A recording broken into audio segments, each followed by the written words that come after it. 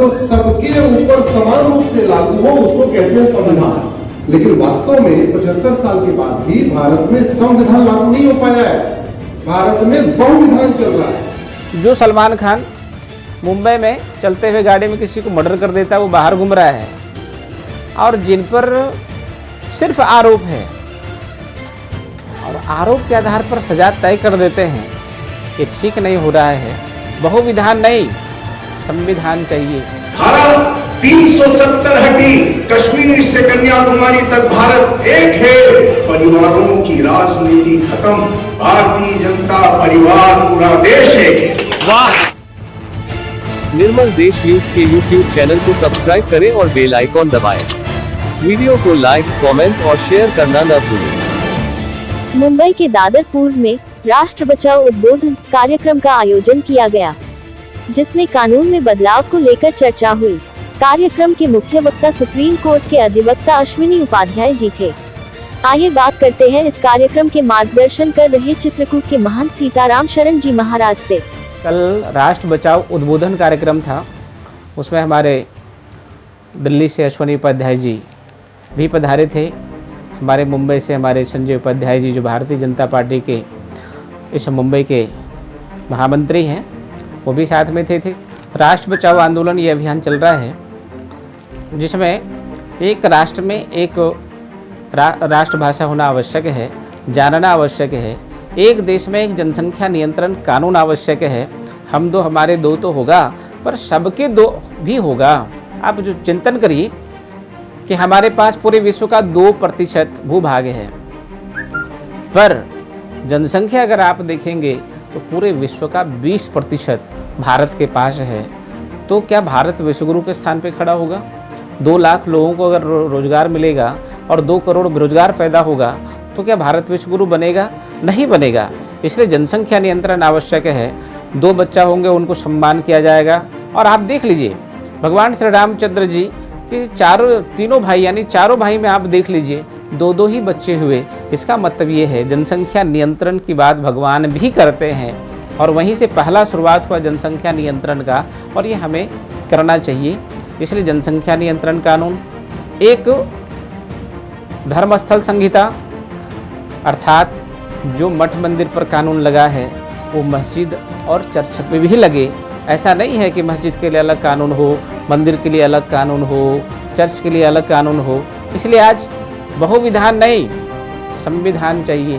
लेकिन आज संविधान के नाम पर बहुविधान दिखाई देता है। देश संविधान से चलता है।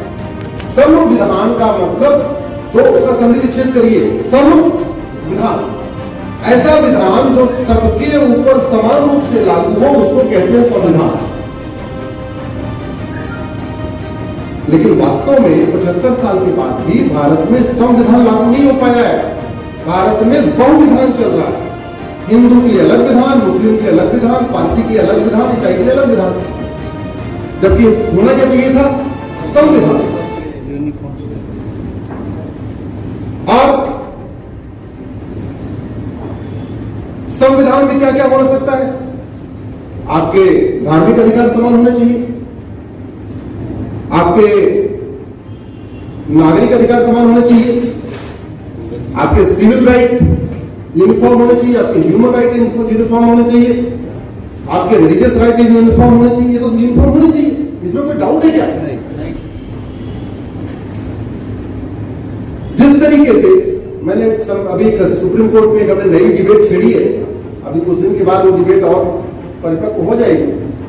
हमारा ये कहना है कि जिस तरीके से धर्म का मतलब रिलीजन नहीं होता, धर्म के लिए कोई शब्द नहीं है, इसलिए हम रिलीजन को यूज करते हैं।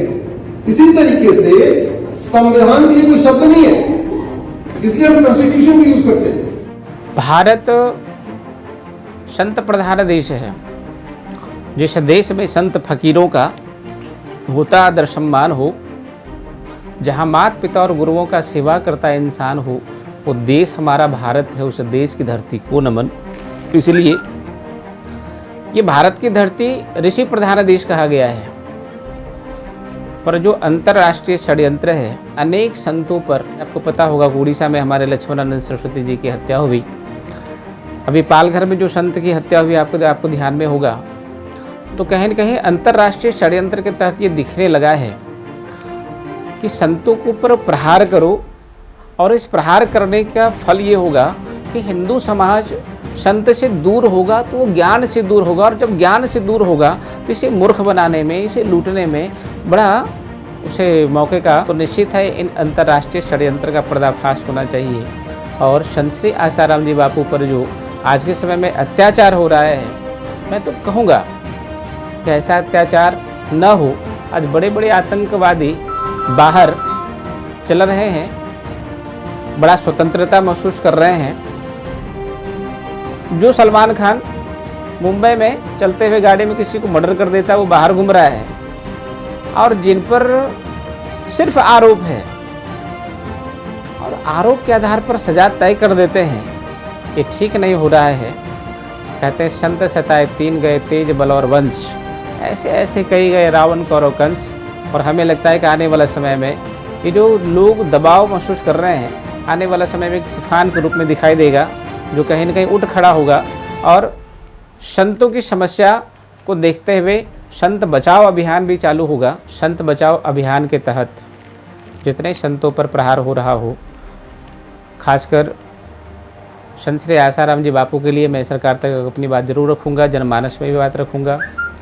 हम चाहते हैं कि बापू जी बाहर आएँ, क्योंकि जिस प्रकार से योग वेदांत सेवा समिति बाल संस्कार केंद्र आयुर्वेद पर काम करते हुए जिस प्रकार से इन्होंने ऊंचाइयों को छुआ था, पर षड्यंत्र के तहत बदनाम करने का प्रयास किया गया और ये ठीक नहीं हुआ।